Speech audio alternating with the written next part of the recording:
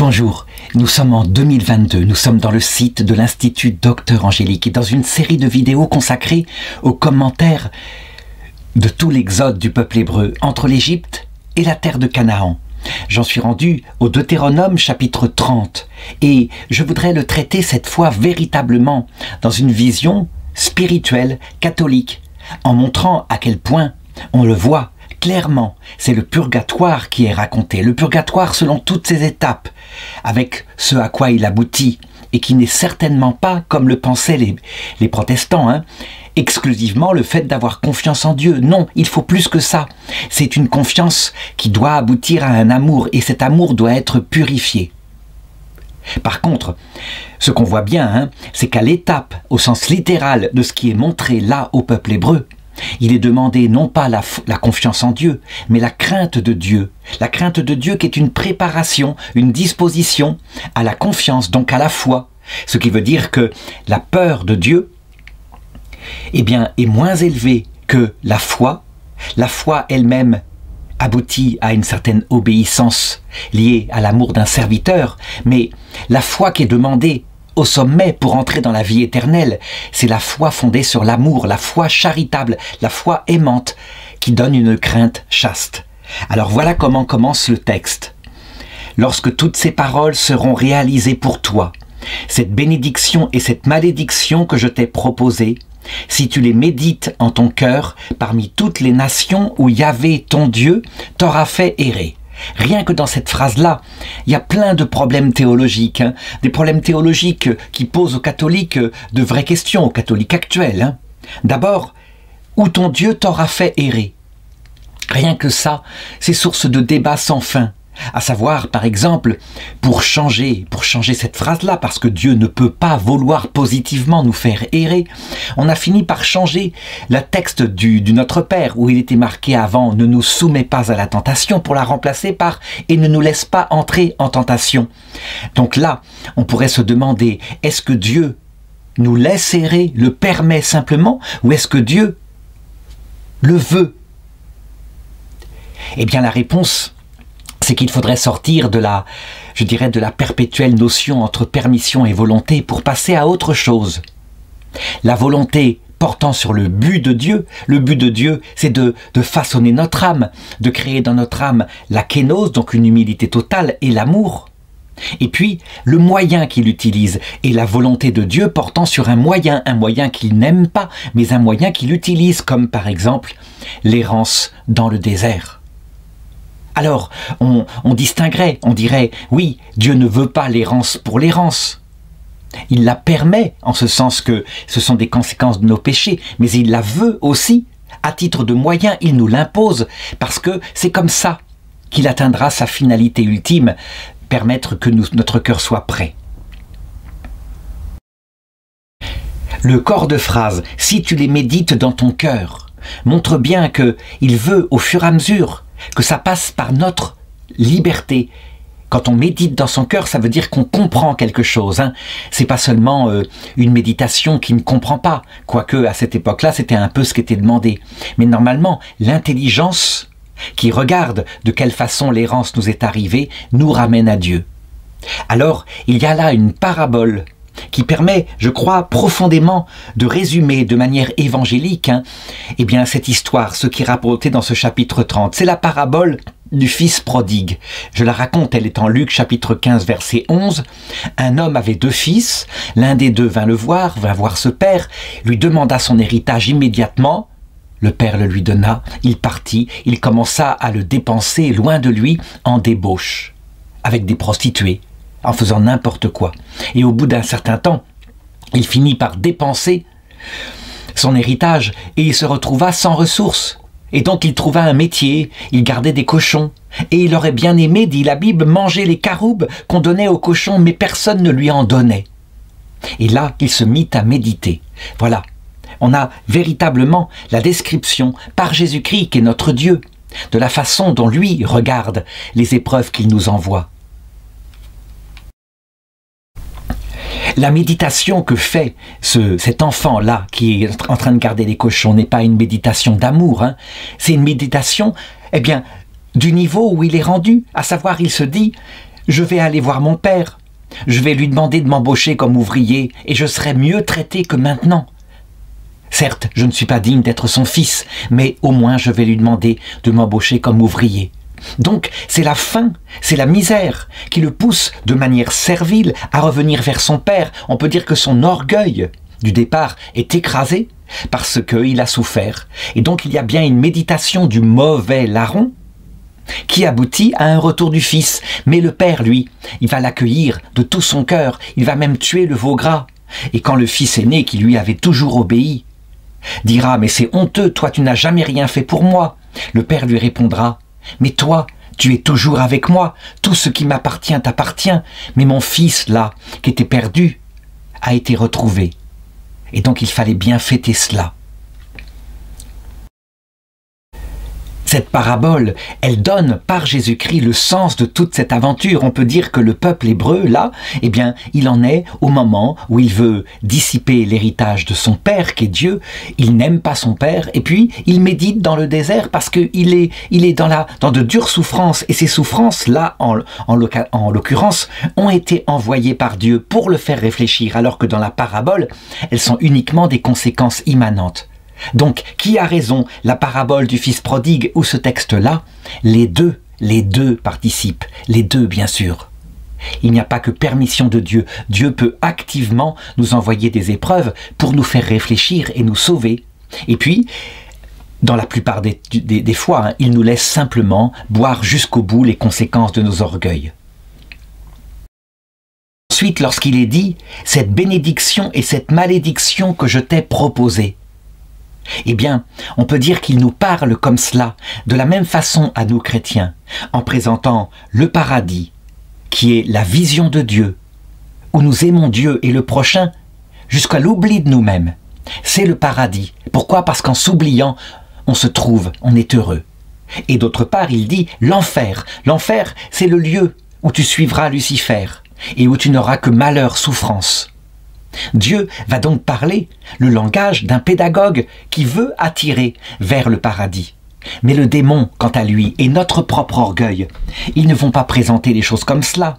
Ils vont présenter les choses comme une dépendance vis-à-vis de Dieu, où nous sommes complètement soumis, soit à l'amour de Dieu, soit à l'amour du prochain, et de l'autre côté, ce qu'on va appeler le paradis dans notre orgueil, à savoir nos yeux s'ouvriront, nous ferons nous-mêmes, nous choisirons nous-mêmes ce qui est le bien et le mal. Nous serons indépendants. Donc, on a un regard tout à fait différent de Dieu. Mais c'est Dieu qui a raison, évidemment. Parce que qui se perd se trouve au paradis. On trouve le bonheur, vraiment. Ce qu'on appelle même la béatitude. En enfer, où on choisit un bien illusoire, qui est l'amour de soi, on perd deux choses, la vision de Dieu, bien sûr, on ne peut pas voir Dieu quand on est égoïste, et on perd aussi l'amitié des prochains puisqu'on ne pense qu'à soi.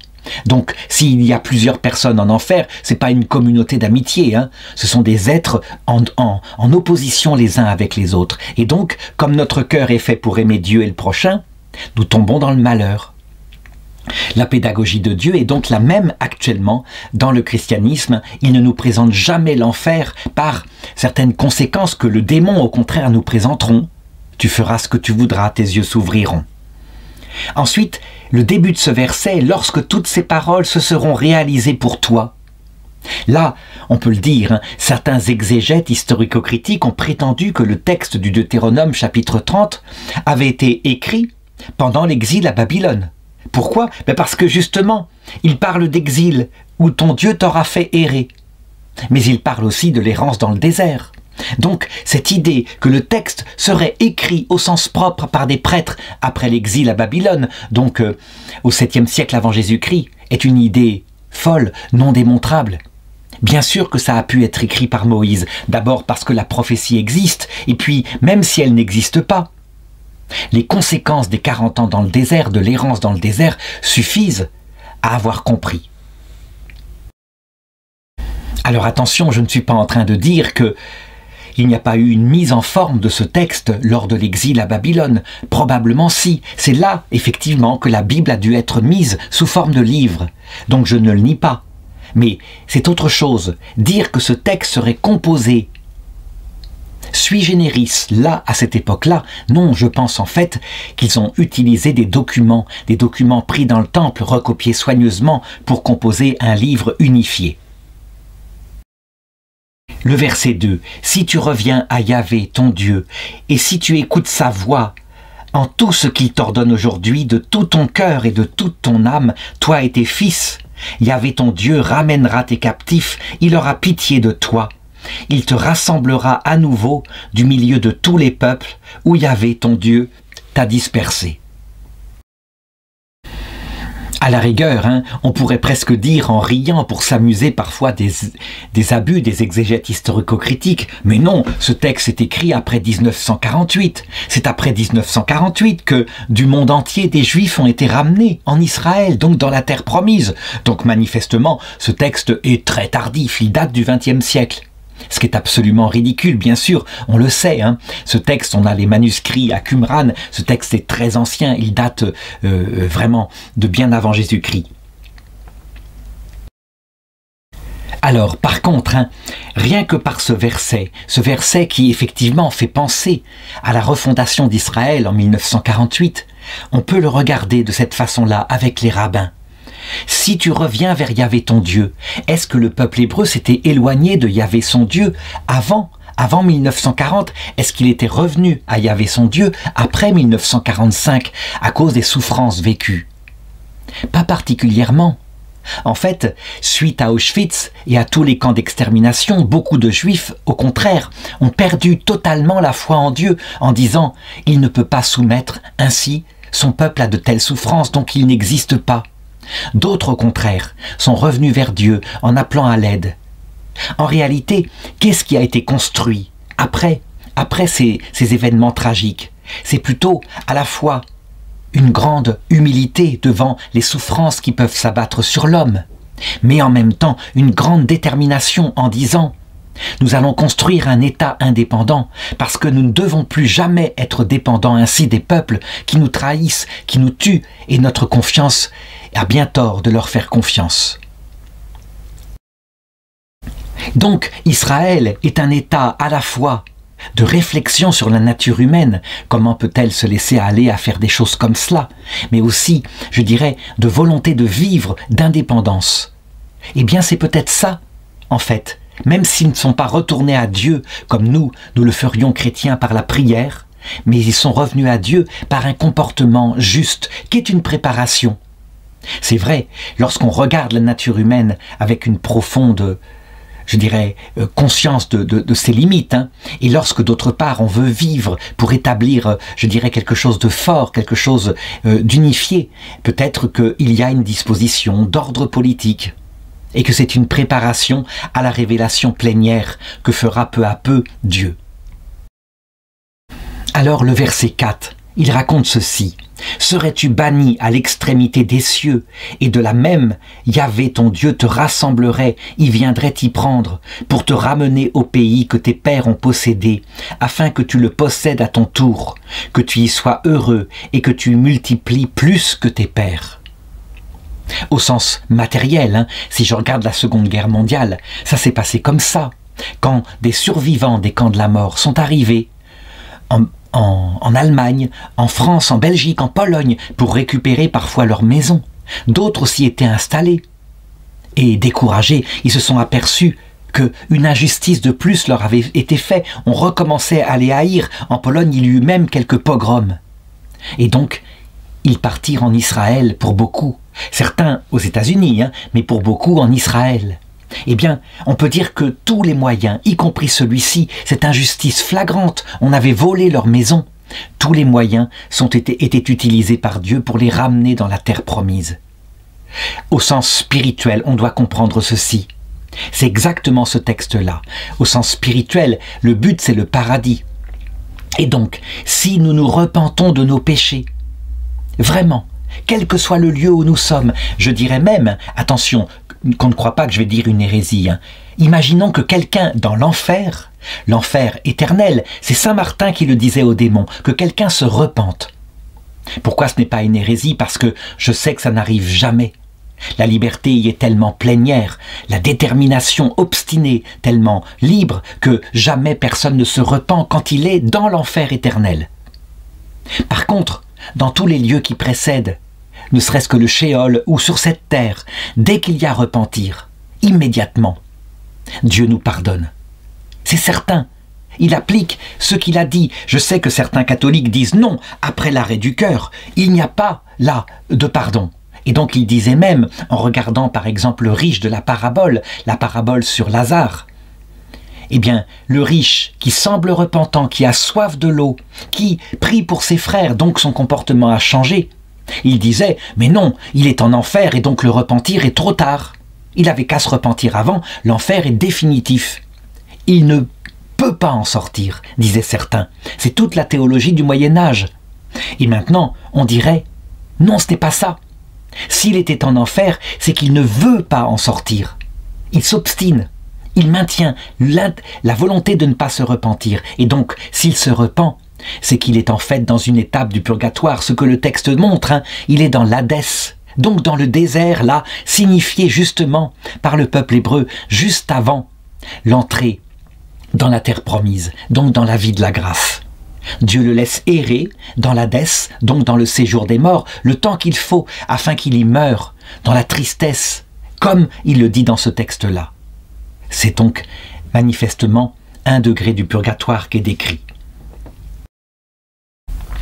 Cette théologie qui est fondée sur sainte Faustine, hein, qui le montre et qui reprend évidemment d'anciennes traditions sur l'Hadès comme séjour que dans le thomisme on a fait disparaître définitivement et qui manifestement est toujours utile à Dieu pour des âmes qui sont dures, eh bien cette théologie permet de comprendre qu'en enfer il n'y a que des gens non repentants.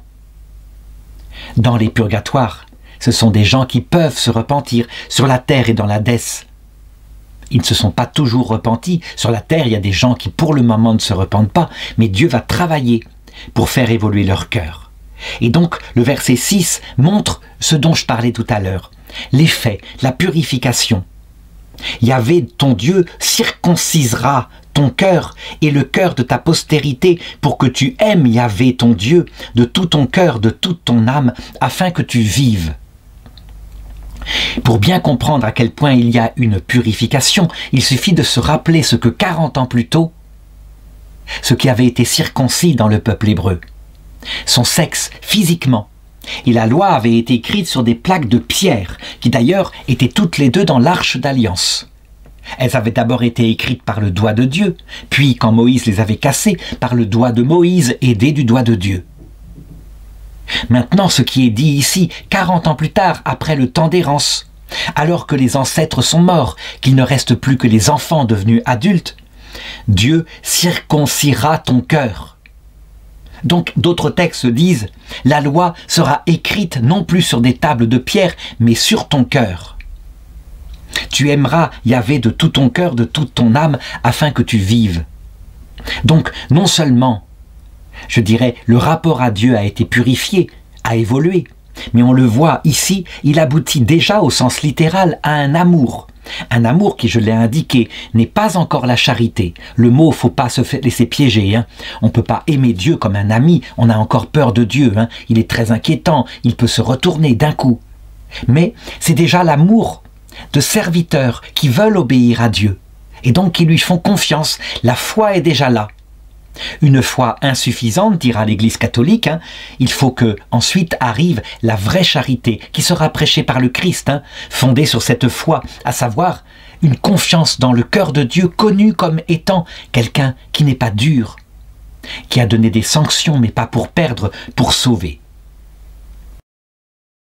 Au verset 7 va être annoncé quelque chose vraiment qui encore une fois peut nous toucher, quel que soit notre état de vie spirituelle, la vengeance contre nos persécuteurs. Je vais donc indiquer les différents degrés dont nous pouvons comprendre la vengeance en fonction de notre avancée. Yahvé ton Dieu fera retomber toutes ces imprécations sur tes ennemis et sur tes adversaires qui t'ont persécuté.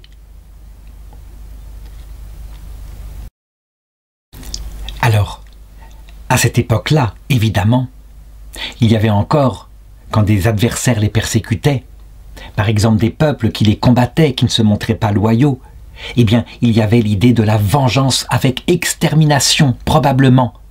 On le voit dans d'autres textes, quand il est souvenu par Moïse, tel peuple, jamais tu ne la mettras parmi toi, car il a fait ceci à telle période. Mais tel autre peuple, alors tu lui pardonneras, parce qu'il t'a accueilli à tel moment. Donc, vengeance. Ça existe. Vengeance, c'est quelque chose d'aveugle, qui se répercute sur les descendants qui ne sont pas coupables des péchés des pères. Deuxième sens, la justice. La justice, c'est mieux. Ça veut dire un désir que retombe sur les peuples qui se sont montrés ennemis, les souffrances qu'on a soi-même vécues afin qu'ils comprennent, qu'ils s'améliorent, qu'ils changent et qu'il puisse y avoir réconciliation. C'est un progrès, mais ce n'est pas parfait, c'est pas ce que le Christ demande. La vengeance ultime qui nous sera donnée par le Christ sera celle de l'amour et du pardon. Ça veut dire que quand les ennemis qui nous ont persécutés, parce que la persécution continue pour nous chrétiens, à la fois voulue par Dieu, en ce sens qu'elle est un moyen qui purifie notre cœur, mais aussi permise, parce que Dieu laisse faire la méchanceté des méchants, vraiment. Quand cette chose-là, quand nous arriverons de l'autre côté, que nous verrons nos persécuteurs dans le purgatoire plein de regrets, notre vengeance suprême sera de les pardonner, non seulement de leur pardonner, mais de les aider à sortir vite de ce purgatoire, afin d'obtenir la vie éternelle, donc en priant pour eux, éventuellement en portant une partie de leur souffrance. Nous imiterons le Christ, ça c'est le sommet, c'est la plus belle des vengeances, c'est la vengeance d'amour, celle qui, je dirais, aboutit à une réconciliation. Et donc le verset 8 montre comment cette obéissance va progresser, passant d'une obéissance de l'esclave à celle d'un serviteur, puis celle d'un fils, et enfin celle d'une épouse aimante. Toi, tu obéiras de nouveau à la voix de Yahvé ton Dieu, et tu mettras en pratique tous ces commandements que je te prescris aujourd'hui. Yahvé ton Dieu te rendra prospère en toutes tes entreprises, dans le fruit de tes entrailles, dans le fruit de ton bétail, dans le fruit de ton sol. Car de nouveau, Yahvé prendra plaisir à ton bonheur, comme il avait pris plaisir au bonheur de tes pères. Si tu obéis à la voix de Yahvé ton Dieu, en gardant ses commandements et ses décrets, inscrits dans le livre de cette loi, si tu reviens à Yahvé ton Dieu de tout ton cœur et de toute ton âme. Au sens littéral, quand il est parlé de 4 fruits, le fruit de tes entreprises, le fruit de tes entrailles, donc les enfants qui sortiront du ventre de ta femme, le fruit de ton bétail, le fruit de ton sol, il montre par là qu'il rendra toutes les fécondités possibles, sans exception, avec 4 niveaux qu'on pourrait métaphoriquement, par exemple, appliquer au paradis. Je dirais, toutes les dimensions de notre être seront comblées. Notre corps qui ressuscitera, plein de bonheur, un corps transfiguré pour la vie éternelle. Notre psychologie qui atteindra un équilibre parfait. Notre vie morale qui sera avec notre prochain et qui s'occupera sans cesse de ceux qui sont encore sur terre, donc qui produira des fils spirituels. Et puis, notre vie mystique avec la vision béatifique. Donc, on parle de béatitude au sens ultime. Béatitude, ce n'est pas simplement le bonheur. Le bonheur, c'est ce qu'on a sur terre. C'est pas parfait. Sur une de ces dimensions, il peut y avoir des manques. Par exemple, à cette époque-là, pour la vie mystique, eh bien, elle était vraiment en famine. On ne savait même pas ce que Dieu attendait de nous. Mais, je dirais, pour nous, chrétiens, par la vie mystique, nous avons déjà tellement reçu, nous connaissons le cœur de Dieu, et donc en étant son ami, nous sommes comblés, mais pas complètement. Nous ne sommes pas faits seulement pour croire qu'il est là, sans le voir. Nous sommes faits pour le voir, le toucher, pour voir son âme. Et donc, nous aspirons, nous aussi, à la plénitude qui se réalisera dans la vie éternelle. Mais avec tellement, tellement plus de dons. La croix que nous vivons est tellement plus légère, puisque nous savons pourquoi. Il faut donc admirer le peuple de cette époque-là, qui n'avait aucune des révélations que nous avons eues. Alors, je parlais donc d'étapes de purification que j'ai décrites par l'analogie de l'esclave. Donc au mont Horeb, le peuple hébreu est esclave. Ici, il serait plutôt serviteur déjà. Mais il y aura d'autres évolutions dans le peuple hébreu. Un serviteur aimant, après l'exil à Babylone, est dû à la réflexion. Et puis avec le Christ, plus un serviteur du tout, un ami. Parfois un enfant, quelqu'un qui est tendrement uni à Dieu, mais Dieu est en train de l'éduquer, de lui apprendre des choses. Le but étant, au sommet, sur cette vie terrestre, une épouse mystique de Dieu. L'épouse, ça veut dire véritablement une intimité totale. On le voit, les grands mystiques chrétiens comme Sainte Thérèse de l'Enfant Jésus l'ont bien montré. L'âge de l'enfance n'est que une étape. Devenir épouse, et elle l'a été, au point de souffrir comme le Christ, de s'unir à sa souffrance dans les derniers moments de sa vie. Mais cette étape-là d'épouse sur la terre ne fait que préparer l'autre étape, quand on deviendra épouse en acte spirituel, à travers la vision béatifique, ce qu'est actuellement Sainte Thérèse de l'Enfant Jésus. Donc, dans la chambre nuptiale, avec le mariage qui a été célébré, le jour de son entrée au ciel. Et puis, cette fécondité, cette capacité à faire le bien à ses enfants, les enfants de Sainte Thérèse de l'Enfant Jésus. Ça paraît bizarre, elle qui était vierge, une petite jeune fille morte à 24 ans, mais c'est nous, ses enfants, évidemment. La petite Sainte Vierge s'occupe de nous. Et donc, eh bien, cette loi, il l'inscrit dans le cœur de plus en plus profondément. Et on le voit bien, tout l'Ancien Testament montre des étapes de purification, de progrès. Nier le purgatoire, ce serait complètement nier, je dirais, toute la révélation. Verset 11. « Car cette loi que je te prescris aujourd'hui n'est pas au-delà de tes moyens, ni hors de ton atteinte. Elle n'est pas dans les cieux, qu'il te faille dire qui montera pour nous aux cieux pour la chercher, que nous l'entendions pour la mettre en pratique. Elle n'est pas au-delà des mers pour qu'il te faille dire qui ira pour nous au-delà des mers nous la chercher, pour que nous l'entendions et la mettions en pratique. Car la parole est tout près de toi, elle est dans ta bouche et dans ton cœur, pour que tu la mettes en pratique. » Alors, certains diront, mais le texte-là entre donc en contradiction avec ce qu'il vient de dire, lui, à l'instant. Non, il n'y a pas de contradiction. À cette époque-là, le niveau qui leur était demandé correspondait à leur maturité. Il ne leur était pas demandé à cette époque-là d'aimer Dieu comme nous, chrétiens, nous aimons Dieu, puisque nous avons vu ce qu'il a fait à la croix. Ça leur était impossible. On a bien eu la tentative du roi David, qui, je le dis souvent, a essayé d'entrer dans la charité, en prenant l'arche d'alliance dans sa maison. Vraiment, comme si quelqu'un à la messe récupérait l'hostie, ne l'avalait pas, et la mettait dans sa chambre pour l'adorer, dans sa maison. Les prêtres disent non, ne le faites pas, vous finirez par oublier sa présence. Il vaut mieux, pour le moment, vu votre état spirituel, communier régulièrement et vous habituer à vivre de la prière. Eh bien, à l'époque, le roi David, Dieu ne voulut pas qu'il entre dans la charité, il lui fit peur, et donc, parce qu'il avait eu peur de l'arche d'alliance qui avait tué quelqu'un, alors il ne voulut plus la prendre chez lui. Donc, quand il est dit « la loi que je te prescris n'est pas inaccessible », dans le sens de l'époque, elle n'est pas inaccessible, mais il est vrai, pour le moment, là, au sens littéral, ce peuple-là ne pouvait pas aimer Dieu. Dans le cœur à cœur intime de l'amitié. Ce n'était pas possible. Même Moïse, il avait une certaine inquiétude. Alors on dit souvent, il parlait avec Dieu comme avec un ami, il parlait avec lui face à face. Oui, mais c'était pas si facile, hein. Et d'ailleurs, il a l'interdiction d'entrer dans la terre promise parce qu'il n'est pas prêt. La sanction est tombée lorsqu'il a douté un tout petit peu aux eaux de Mériba. Donc il y a ce respect dangereux, là encore, qui fait que même Moïse n'a vécu de la charité que plus tard, lorsqu'il a compris enfin pourquoi Dieu parlait comme ça avec lui. Pour bien montrer la difficulté de la mise en place des étapes, mais de leur mise en place peu à peu, eh bien il faut se souvenir comment l'étape justement de l'écriture de la loi de Dieu dans le cœur est passée par la destruction du temple de Jérusalem. Ça veut dire que le peuple hébreu devait avoir son temple détruit absolument, parce que le temple étant là, la présence de Dieu étant uniquement dans l'arche d'alliance, aucun n'osait, à cette période-là, vivre de la présence de Dieu dans son cœur. Et ce n'était pas possible, puisqu'il n'y avait qu'un lieu où il était, et c'était dans le temple de Jérusalem.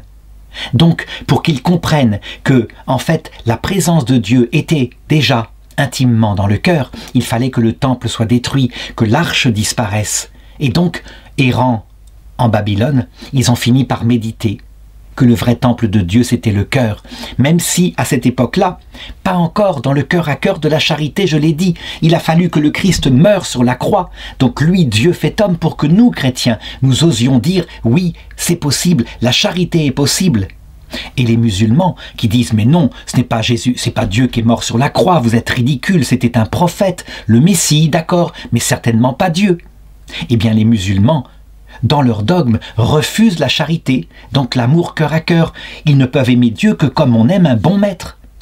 Ils se prosternent d'ailleurs, leur prière prosternée, la tête contre le sol, le montre bien. Alors que nous pouvons prier dans notre lit, nous pouvons prier debout, nous pouvons prier à genoux, nous pouvons prier tout le temps, nous pouvons l'aimer cœur à cœur. Nous avons l'Évangile. Alors, est-ce à dire que nous, parce que nous avons l'Évangile, nous n'avons plus besoin de la peur, que la pastorale de la peur utilisée à cette époque-là n'est plus utile? Ce serait nous leurrer. En réalité, les 3 croix dont j'ai parlé, le mauvais larron orgueilleux au cœur dur, donc l'image du peuple hébreu au mont Sinaï. Le bon larron au cœur qui désire que Dieu se révèle davantage, donc le peuple hébreu ici, juste avant son entrée dans la terre promise. Et puis le chrétien qui vit dans le cœur à cœur de Dieu. Les 3 sont en nous. La réalité, c'est qu'il faut être lucide. Hein. Et très souvent, quand nous arrivent des malheurs, nous nous tournons vers Dieu pour des biens matériels uniquement. Ça veut dire que nous voulons que notre peau arrête de souffrir. Donc il y a vraiment en nous présent les choses. Pourquoi Dieu les a laissées après la révélation de l'Évangile? Toujours pour la même raison, pour que nous ne nous enorgueillissions pas, pour que nous n'allions pas nous placer, parce que nous sommes les tenants des promesses de l'épousaille, à la première place dans la salle des noces, donc plein d'orgueil. Il vaut mieux être une épouse modeste qui se met derrière. Alors l'époux vient la chercher et il la fait avancer devant, plutôt qu'une épouse vaniteuse qui est là avec ses bijoux, qui triomphe en méprisant ceux qui sont serviteurs, comme les musulmans, en disant « ce ne sont que des serviteurs, hein, c'est rien du petit personnel, moi je suis l'épouse tout de même ». Dans ce cas-là, il est possible que l'époux nous mette derrière et ne fasse avancer une servante humble, à la première place. Il faut toujours s'en souvenir. Et donc, les 3 choses sont en nous. Donc, rien dans la loi de Moïse, pour le moment, n'est aboli. Donc, par exemple, pour bien prouver que Dieu n'hésite pas à utiliser toujours la peur, « Vois, je te propose aujourd'hui vie et bonheur, mort et malheur. Si tu écoutes les commandements de Yahvé ton Dieu, que je te prescris aujourd'hui, et que tu aimes Yahvé ton Dieu, et que tu marches dans ses voies, que tu gardes ses commandements, ses lois et ses coutumes, tu vivras et tu multiplieras. Yahvé ton Dieu te bénira dans le pays où tu entres pour en prendre possession. » Mais si ton cœur se détourne, si tu n'écoutes point, si tu te laisses entraîner à te prosterner devant d'autres dieux et à les servir, je vous le déclare aujourd'hui que vous périrez certainement, et que vous ne vivrez pas de longs jours sur la terre où vous pénétrerez pour en prendre possession en passant le Jourdain. Vous périrez. C'est quoi ça? Eh bien, comment est-ce que ça s'applique pour nous chrétiens? On le voit simplement, par exemple, à l'apparition de Fatima, où les 3 enfants, dont François, Saint François de Fatima, il est canonisé, c'est un enfant mort à 10 ans. Eh bien, la Sainte Vierge lui a montré l'enfer. L'enfer, mais de manière un peu comme Dante montrait l'enfer dans son livre, un lieu horrible, avec de la boue, avec des hurlements de haine, avec des mains qui voulaient la gripper. Elle lui a montré l'enfer et ça lui a fichu une grande peur. Mais comme c'était un enfant, au contact de la Sainte Vierge, qui n'était pas que dans la peur, même s'il en avait besoin, il faisait des bêtises, quoi. Il n'hésite pas, il était taquin, etc. Il fallait qu'il soit mis devant les responsabilités. Eh bien, comme lui était déjà dans, je dirais, le Nouveau Testament, il a transformé cette peur servile, la peur d'aller en enfer, en prière pour les pauvres âmes qui tombent en enfer. Et il a dit énormément de chapelets pour que personne n'aille en enfer. Parce que la Vierge avait dit, beaucoup vont en enfer parce qu'il n'y a personne qui prie pour eux. On le voit, si la peur, si un moment de peur n'était plus utile, jamais la Vierge n'aurait montré l'enfer comme cela. Elle se serait contentée de montrer le paradis. mais elle nous connaît bien. Il y a besoin en nous de toutes les pastorales, vraiment. Alors attention, hein, on voit parfois certains prêtres, peu, mais il y en a quand même, de sensibilité janséniste, qui disent « Mais Dieu viendra uniquement à l'heure de notre mort comme un juge terrible, pour appliquer punition et récompense, damnation éternelle et salut. Il ne viendra jamais comme un avocat, c'est n'importe quoi. Il vient comme juge, là ça sera cette période-là. Et donc ceux qui vous disent que vous pourrez vous convertir face à lui, vous mentent. Il n'y a pas de conversion face à lui, disent-ils. Et ils encouragent, à cause de cette insistance sur la pastorale de la peur, ils encouragent à ne pas communier. On est vraiment indigne de communier. Comment osons-nous nous approcher de l'Eucharistie, nous avec notre cœur, qui est de la boue, quoi. Le jansénisme, c'est une hérésie condamnée par l'Église parce que elle supprime l'amour. En fait, elle met tellement en avant la pastorale de cette époque-là, l'époque du mont Sinaï, que finalement, il ne peut plus exister d'amour. Donc c'est une exagération. La Sainte Vierge ne va jamais utiliser exclusivement les propos de peur. Elle les utilise un petit peu parce qu'il y a en nous encore, eh bien, l'esclave, quoi, l'esclave charnel.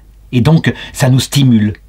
Mais juste ce qu'il faut. Et pour les petites âmes, la plupart des petites âmes qui, elles, sont limpides, qui ont soif de Dieu, qui veulent l'aimer, cette pastorale de la peur est absolument inutile.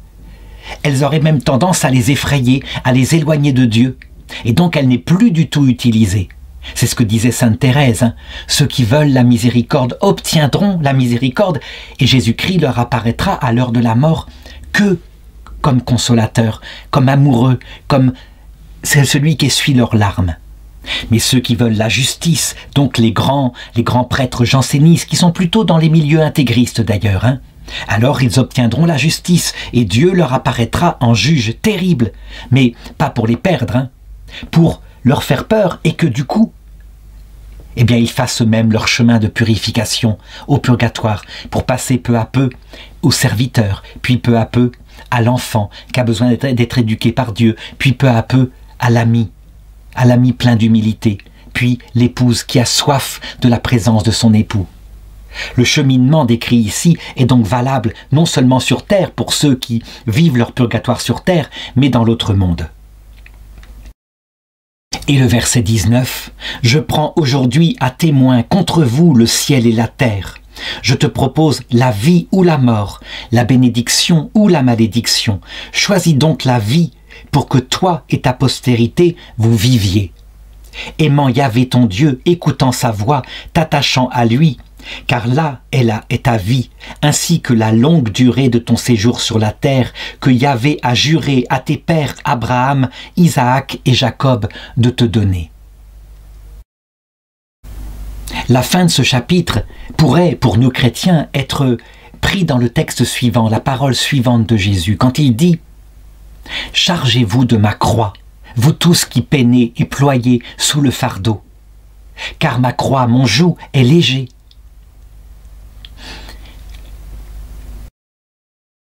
Un autre texte dit « Ah, s'ils étaient venus vers moi, moi je les aurais guéris. » Ça veut dire qu'en fait, ici, quand il est dit « choisissez entre la mort et la vie », le chemin de la désobéissance, ça ne veut pas dire que Dieu, qui a montré son amour à la croix, ne va pas tout tenter pour sauver ceux qui choisissent le chemin de la désobéissance. Donc, très concrètement, imaginons que nos enfants, un de nos enfants que nous avons élevé dans la foi catholique, apostasie à un moment donné et se tourne vers le monde tel qu'il est actuellement, fasse un peu son mai 68 si on peut dire.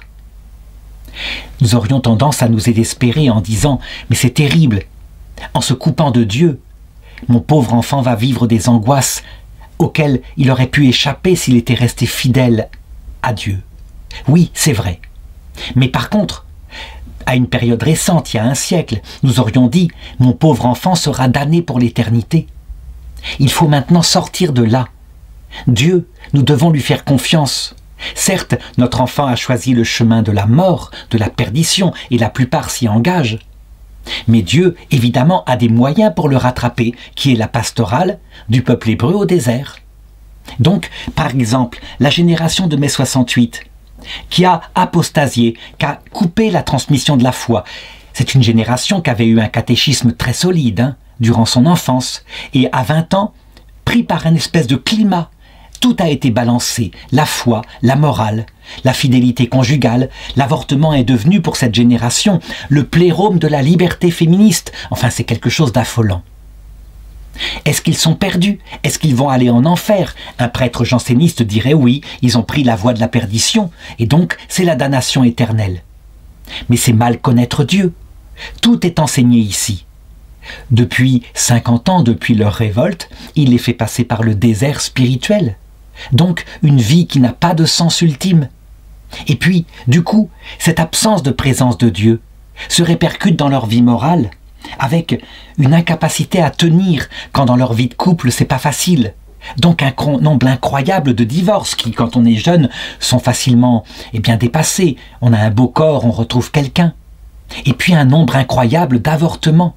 Un enfant sur 4 a été avorté. Donc, le souvenir d'un arrachement de quelque chose qu'il y a de plus précieux. Au nom de quoi? Une carrière. Une carrière qui s'arrête instantanément à la retraite.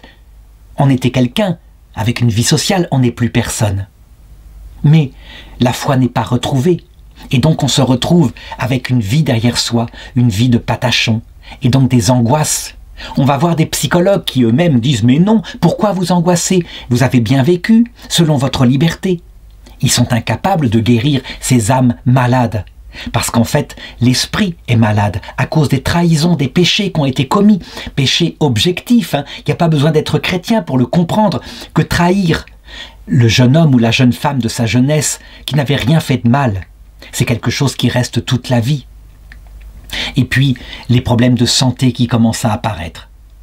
Donc Dieu a des moyens, le désert, l'errance. Qu'est-ce qui se passera au terme? Beaucoup de souffrance. La plus grande crainte de cette génération a été manifestée en 2020 lorsque dans les EHPAD, les maisons de retraite, comme on les appelle en France, on a vu des vieillards dont on s'occupait bien physiquement, tellement bien qu'on leur interdisait toute visite. On les enfermait dans leur chambre pour que surtout ils n'attrapent pas ce virus. On voulait qu'ils vivent. Et ils vivaient comme des plantes vertes avec une télé dans leur chambre pendant des mois et des mois. C'était le fruit de mai 68. Quand on a mis tout dans l'individualisme et dans le corps, on récolte. On ne se rend même pas compte que, en fait, ce qui compte, c'est quoi pour ces vieillards? C'était qu'ils voient leur famille, quitte à mourir plus vite, mais auprès de leur famille. Et puis que des prêtres puissent passer pour leur redonner l'espérance.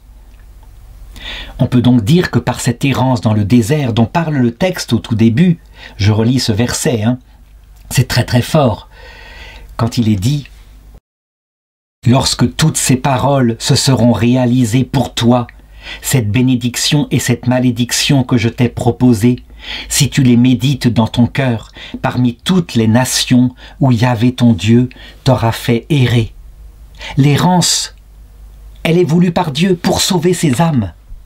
Et donc, qu'est-ce qui se passera pour la plupart? Pas de retrouvailles avec Dieu, sur la terre, il n'y a plus de prêtres pour les visiter. Plus de personnes suffisamment mystiques pour venir les voir. Donc une mort terrible, dans la solitude. Et puis, là, à l'heure de la mort, tout d'un coup, l'apparition de la lumière. Et le Messie, que peut-être elles avaient prié ces personnes-là dans leur jeunesse, au catéchisme une fois ou deux, en disant un « Je vous salue Marie ».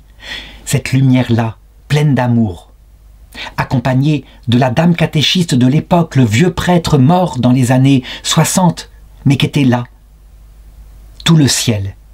Et comme dit Jésus, oui, tu vois cette femme-là. Oui, elle a beaucoup péché, Simon. Il en parle à Simon qui l'avait reçu. Elle a beaucoup péché, tu as tout à fait raison. Mais parce que elle a beaucoup demandé pardon, elle a été beaucoup pardonnée. Celui qui est beaucoup pardonné aime beaucoup. Voilà le plan de Dieu. C'est évidemment tout à fait différent du plan, je dirais, imaginé par nos pères qui dans la foi étaient durs et qui pensaient que non, ils allaient maintenant payer éternellement en grillant en enfer. Certains me reprocheront en disant « donc personne ne va en enfer ». Bien sûr que si quelqu'un face à cette venue du Christ, de la Vierge Marie, des saints et des anges, méprisent cela, que tout ce qu'il leur a vécu, toutes les tentatives de Dieu, et éventuellement même une errance dans le Sheol, donc après la mort, là, dans la mort plutôt, dans la mort, le Sheol étant la mort en hébreu, si quelqu'un méprise l'apparition du Christ, c'est le péché contre l'Esprit Saint. On ne peut plus rien faire pour lui. Il y a des êtres comme ça qui choisissent l'amour d'eux-mêmes et qui méprisent cet amour de Dieu.